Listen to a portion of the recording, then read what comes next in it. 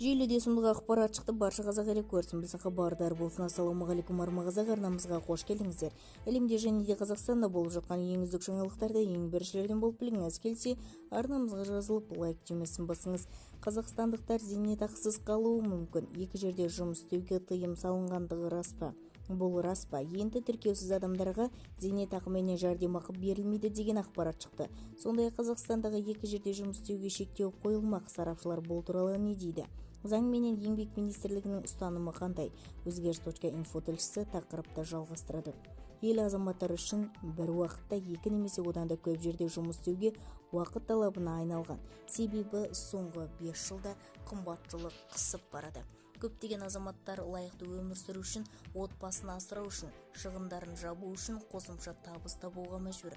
Алайда бұл туралы негізгі жұмыс берушілер айта бермейді. Неге дәл қазір аталған тақырып өзекті болып түсті? Себебі онлайн еңбек келісім шарттары базасы іске қосылып жатыр.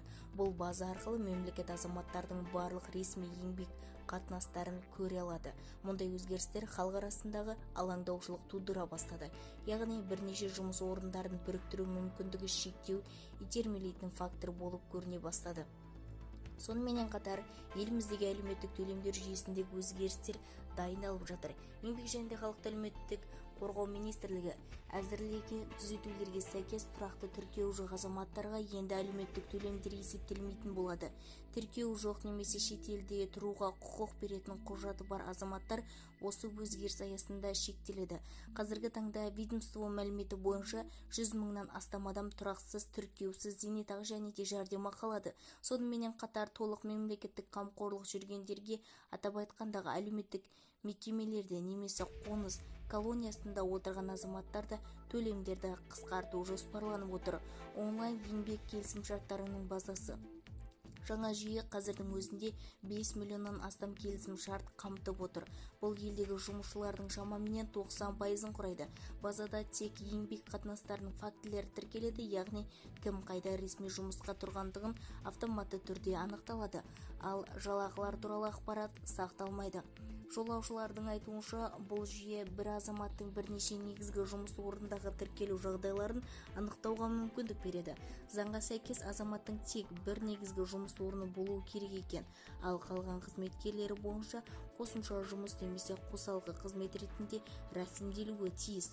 Алайда көптеген азаматтар бұл жаңашылдықты қосымша жұмысқа толық тыйым салуды бастамасы деп қабылдады. Қоғамда алаңдаушылық байқалып отыр.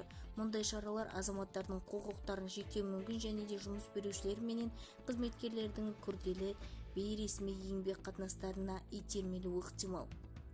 Бұл әр адамның азаматтық құқығы.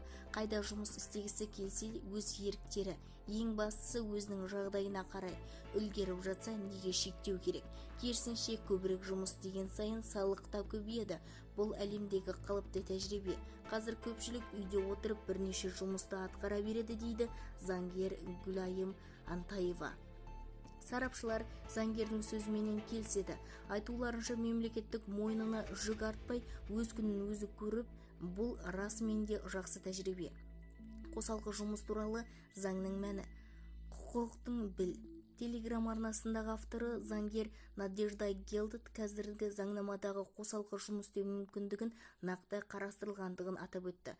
Қосалқы бұл қызметкерлердің негізгі жұмыс уақытынан тыс уақытта басқа тұрақты жалақы ие жұмыстары еңбек шарттары бойынша орындауы деп атап көрсетеді ол. Қосалқы жұмыстың негізгі белгілері мыналар. Міндетті түрде еңбек шарттары жасалады, жұмыстың негізгі жұмыстан тыс уақытқа орындалады. Ақы тұрақты негізінде төленеді.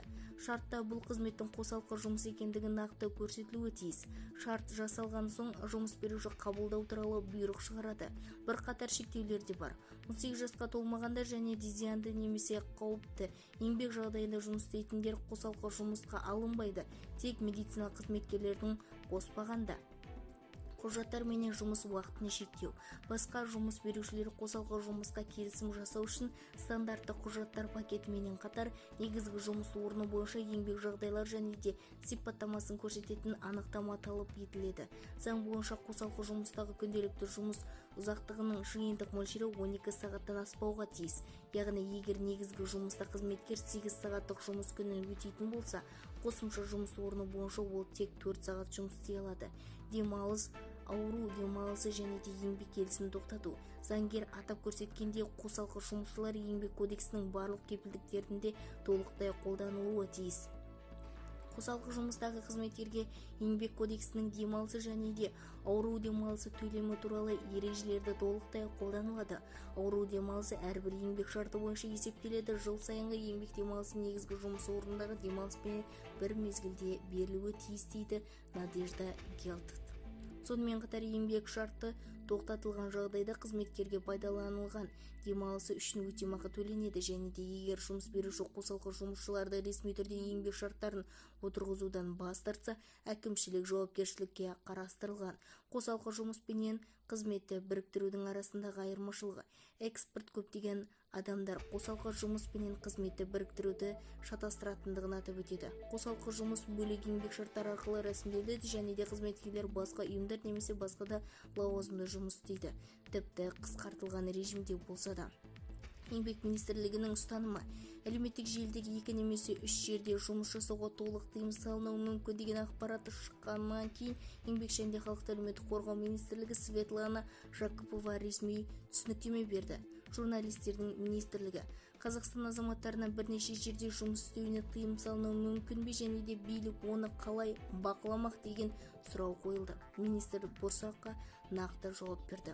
Жоқ, әрине тыйым салынбайды. Сіздер не айтып отырсыздар? Еңбек адамды әрдайым бағаланады.